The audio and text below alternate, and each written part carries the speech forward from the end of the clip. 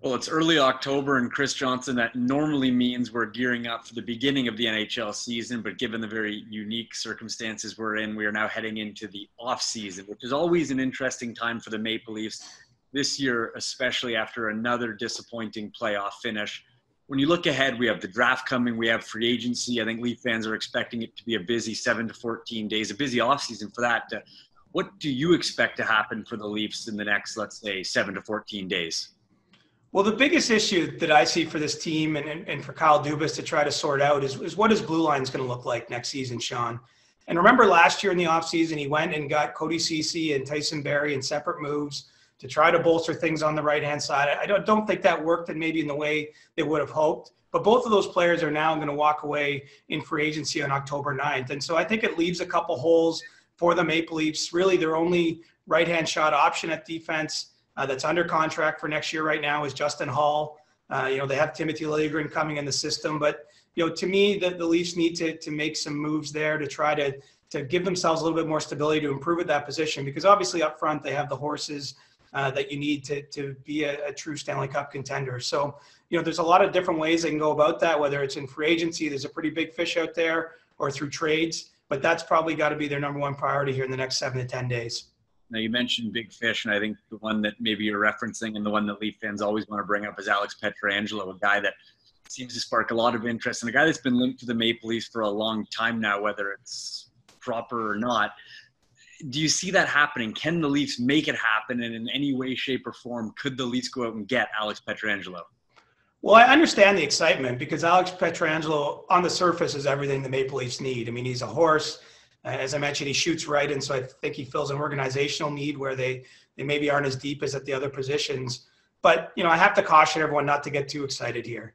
On one hand, the Leafs can give Alex Pietrangelo a lot of the things he wants. A fair market value contract, one that includes signing bonuses, which I think especially with the uncertainty we're facing right now in our industry and with the pandemic and the way owners' businesses have been hurt, outside of sports, I don't think that many teams can really give him what top free agents in the past have got, but Toronto can.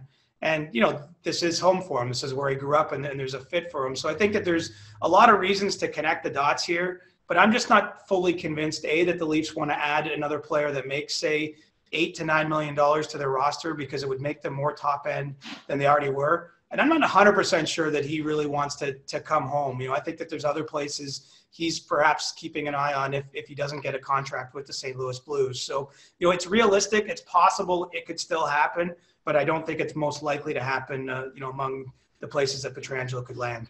Now, whenever people speculate the Leafs getting Pietrangelo or even adding any piece that's a $9 million defenseman or a $5 million defenseman, I think people always say, well, the cap, they're up against it. They'll never be able to fit another piece. If the Leafs do want to make a big addition or even any kind of addition, just can they? What would they have to do to make the numbers work? Well, they need some subtraction, and I think where they're in a great position, Sean, is that they have contracts that can be moved. Much like we saw in the offseason when Kasperi Kapanen was sent to Pittsburgh in basically a futures deal, a deal where the Leafs didn't have to take on much salary.